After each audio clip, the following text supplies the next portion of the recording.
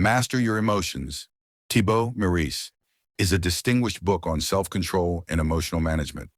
I will analyze each chapter, detail each idea, and explain each example in a simple yet profound way. Introduction to the book. This book aims to help you understand your negative emotions, discover their roots, and deal with them more consciously and effectively. It explains how your thoughts and interpretations of events affect your emotions and provides you with practical tools to control your emotions and improve your life. Chapter 1. Why do we feel negative emotions? Negative emotions are not the enemy. They are messages from the mind. When we feel fear, anxiety, anger, or frustration, these emotions tell us that there is a mismatch between what we want and what we are experiencing. Emotions result from our interpretation of events, not from the events themselves.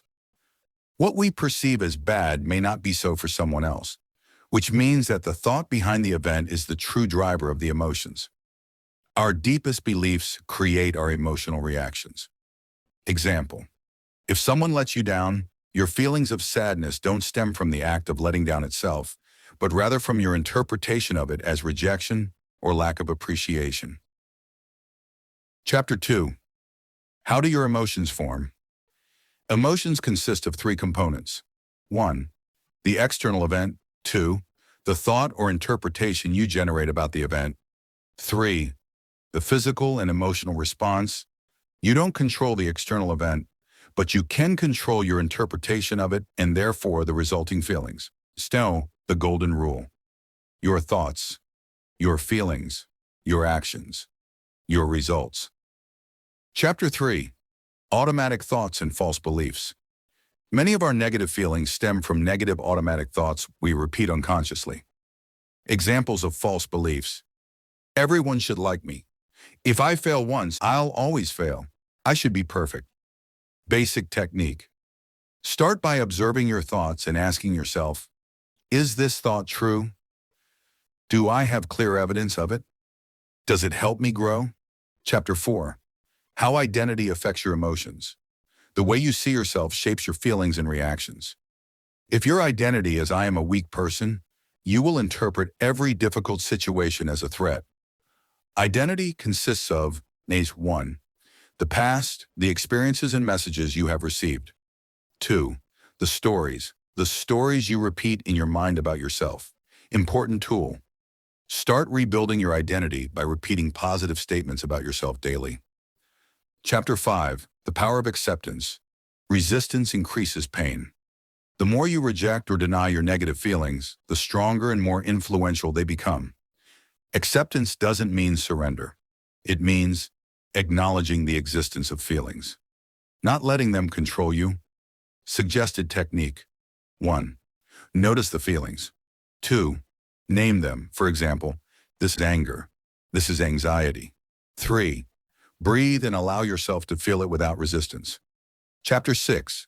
How to get rid of negativity. Reframing. Change your perspective on situations. Practicing gratitude. Train your mind to see the positives. Positive environment.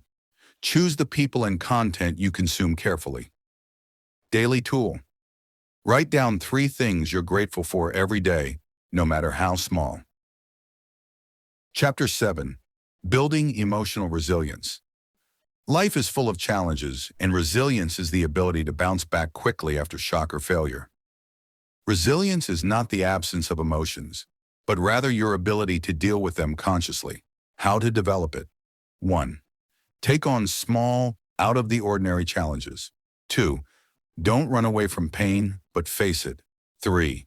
Learn from every situation instead of condemning it. Chapter 8. The importance of habits in managing emotions. Daily mental and physical habits determine your emotional state. For example, poor sleep, unstable emotions; poor diet, low energy; exercise, hormonal balance, and a good mood. Practical tips. Establish a positive morning routine. Exercise 3-5 times a week. Monitor your sleep and sleep quality. Chapter 9. Feelings are not reality. Just because you feel something doesn't mean it reflects reality. Emotions are variable, temporary, and influenced by many factors. Distinguishing between feelings and reality empowers you. Key phrase from the book: you are not your thoughts, you are not your feelings, you are the observer of them. Chapter 10. How to program your mind for positive emotions. Using intention and repetition, you can reprogram your mind. Effective methods: positive affirmations, meditation, mental visualization of what you want. Suggested daily routine. Start your day with affirmations such as, I am calm and confident. I am in control of my emotions. I deserve happiness. Conclusion. The book concludes that emotional control is a learned skill, not a birth trait. The more you become aware of it, and the more you practice the tools mentioned, the more stable and at peace you will become. We will narrate the most prominent stories in the book. 1. The story of Jim, who felt a failure. How to transform failure from identity to experience. The story in more detail.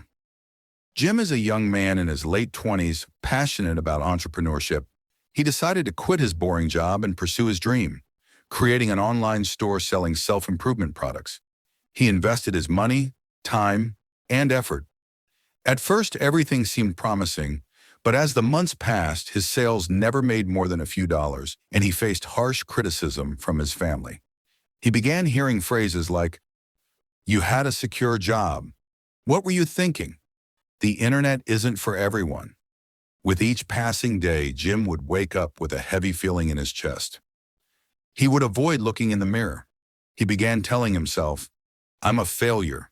I don't deserve success. I'm not good enough." These phrases weren't just thoughts. They had become his internal identity. He no longer viewed the failure of his project as an experience, but as a sign that he himself was a failure.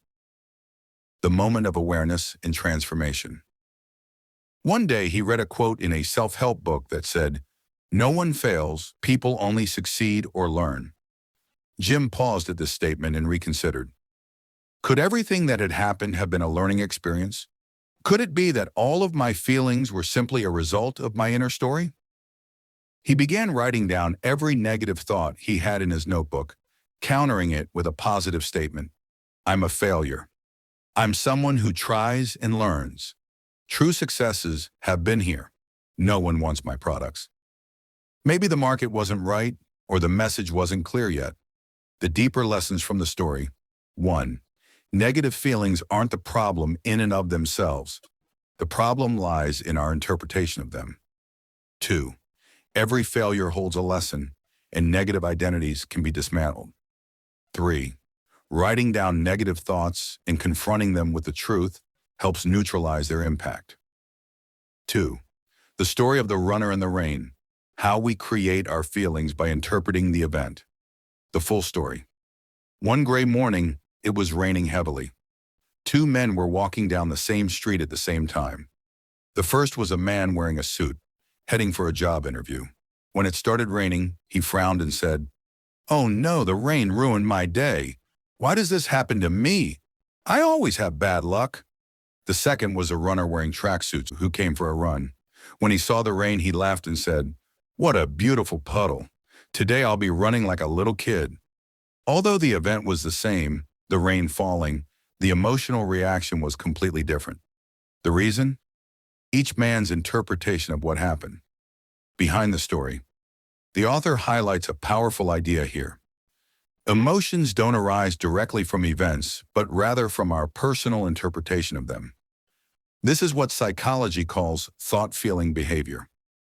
Interpretation of an event creates feelings, and feelings guide behavior. Other similar analytical examples. When the bus is late, one person gets angry and swears, while another sees it as an opportunity to listen to a podcast. When a relationship fails, one person breaks down and believes they are unlovable, while another says, "I learned a lot about myself." Key message: every situation has at least 2 angles. You choose how you look at it, and therefore you choose how you feel. 3. The inner critic in the prison of identity. When the inner voice becomes the jailer, expanding the story in great detail, author Thibaut Morais talks about an experience he went through himself. He felt trapped inside his own mind. Despite his apparent successes, there was a persistent inner voice whispering to him, You are not enough. You will fail others. No one cares about what you write. This voice spoke in the name of logic. But it was really just an old fear. This voice arose from his negative experiences in childhood and adolescence, where he was belittled, sometimes bullied, and judged by others. How did this voice affect him? He began to avoid public speaking. He was putting off publishing his books. He felt guilty even when he took a break. This voice had become an internal prison that held him back. The problem was that he had believed this voice for years. The turning point. The writer discovered that this inner critic wasn't the truth, but rather a part of his mind seeking protection from harm, but in a wrong way. He began to deal with it as follows. 1. He named the voice. He gave it a sarcastic name, for example, negative advocate, to free it from self-identity. 2. He began to notice when the voice appeared and asked himself, is what this voice is saying realistic? Is it real? Would I talk like this to my friend? Or 3. He used gratitude and self-appreciation to balance this voice. The outcome of the experiment. He was freed from the prison of his old identity. He became more aware of his feelings and thoughts. He began using his inner critic as a validation, not as a final judgment. The profound message: you are not your negative inner voice. You are the one watching it, and that alone can set you free.